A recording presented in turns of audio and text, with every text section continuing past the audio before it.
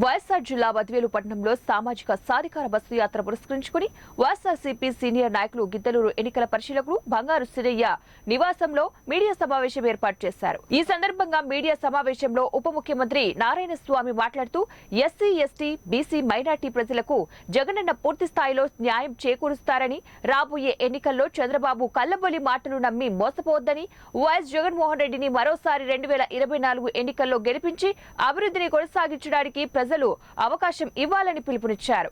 ఈ కార్యక్రమంలో MLA doctor Sudha, MLC DC Govindareddy, Kadapa corporation chairman Suresh Babu, BC నగర కార్పొరేషన్ చైర్మన్ గానుగపేట రమణమ్మ మరియు మైనార్టీ నాయకులు, ఎస్సీ, ఎస్టీ, బీసీ నాయకులు పాల్గొన్నారు.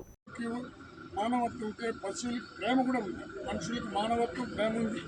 కానీ ఈ పశువులు, ఈ పత్రికలు పెట్టుకునే పశువులు కుల వ్యవస్థ తప్ప, మత వ్యవస్థ తప్ప, పార్టీ వ్యవస్థ తప్ప సహాయం చేయాలని ఒక మనస్తత్వం లేని మనిషి ఆయన అడిగినాడు.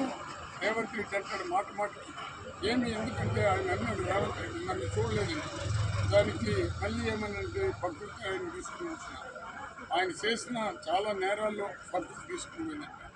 ఈరోజు అదే కాంగ్రెస్, ఇదే రేవంత్ రెడ్డి, ఆమె మనకందరికి కూడా ఇష్టమైన వ్యక్తి షర్మిలమ్మ, ఆమెని నోటు కూర్చొని తిట్టినట్టు. ఎఫ్ఐఆర్లో రాజశేఖర రెడ్డి చనిపోయినా కూడా సోనియా గాంధీ, చంద్రబాబు కలిసి రాజశేఖర రెడ్డిని చంపేసినారని ఇదే మనుషులంతా ప్రతి ఒక్కరికి కూడా తెలియపరుస్తున్నాము. రాష్ట్రం అంతా తెలుసు, దేశం అంతా తెలుసు.